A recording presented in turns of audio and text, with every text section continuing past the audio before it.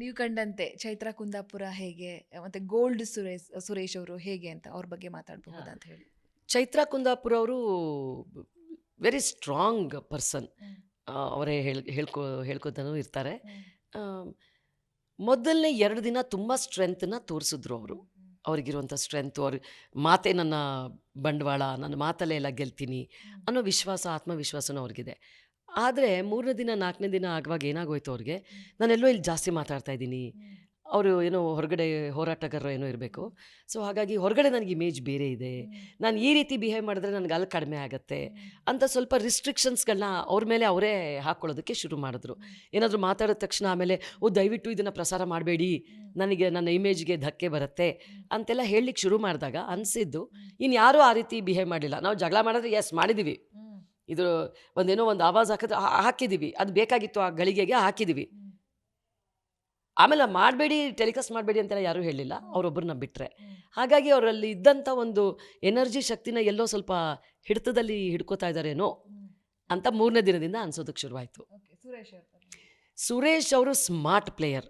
ಅವ್ರು ಹೇಗೆ ಅಂದರೆ, ಇಲ್ಲಿ ಕುತ್ಕೊಂಡು ಎಲ್ಲರನ್ನೂ ಆಟಾಡಿಸ್ತಾರೆ ಗೊತ್ತಾ, ಇವ್ರನ್ನ ಅವ್ರ ಮೇಲೆ ಬಿಡ್ತೀನಿ, ಅವ್ರನ್ನ ಇವ್ರ ಮೇಲೆ ಬಿಡ್ತೀನಿ, ಇದನ್ನು ಮಾಡಿಬಿಟ್ಟು ಇದನ್ನು ನೋಡ್ತೀನಿ, ಆ ಥರ ಅವರು ಮಜಾ ತಗೋತಾ ಇದ್ದಾರೆ. ಮಾನಸ ಆಗಿರಬಹುದು, ಅನುಷಾ ಆಗಿರಬಹುದು, ಮೋಕ್ಷಿತ ಆಗಿರ್ಬೋದು, ಇವ್ರಗಳ ಬಗ್ಗೆ ಹೇಳೋದಾದ್ರೆ ಮ್ಯಾಮ್, ನೀವು ಅವರಲ್ಲಿ ಕಂಡಂತಹ ಅದ್ಭುತ ಗುಣಗಳಾಗಿರ್ಬೋದು, ಅಥವಾ ಏನಾದ್ರು ಇರಿಟೇಷನ್ ಆಗಿದ್ದ ಹೇಗೆ ಅಂತ ಹೇಳಿ. ಇರಿಟೇಷನ್ ಅಂತೇನಿಲ್ಲ. ಮಾನಸ ಅವರು ಪಾಪ ಕನ್ಫ್ಯೂಸ್ಡ್ ಅನ್ನಿಸ್ತು ನನಗೆ.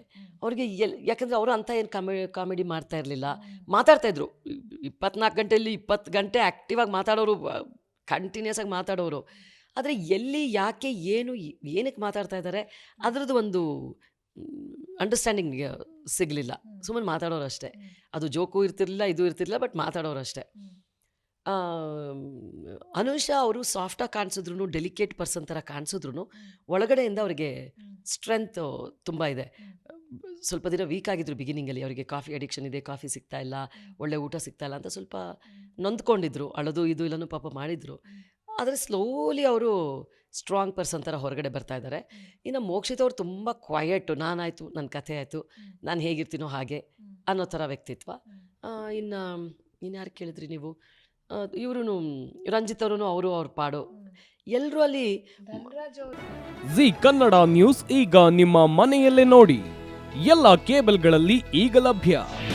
ನಿಮ್ಮ ನೆಚ್ಚಿನ ಜಿ ಕನ್ನಡ ನ್ಯೂಸ್ ಈಗ ಸನ್ ಡೈರೆಕ್ಟ್ ನಲ್ಲಿ number 292, Tata play number 1664, Jio TV number 1334, NXT digital number 30, in cable number 30, city networks 51, U digital number 162, GTPL number 17, Rockline telecommunications number 42, Shri Basaveshwara cable number 168, rural cable network 60, Vinayaka digital 57, Abhishek cable 821, city channel 53, Siddeshwara cable network 57, V4 digital Infotech 628, Surya digital networks 53, Gajanan digital number 836, Malnad Infotech private limited number 56, Metrocast number 830, Victory Digital number 167ರಲ್ಲಿ ನೋಡಿ ಆನಂದಿಸಿ.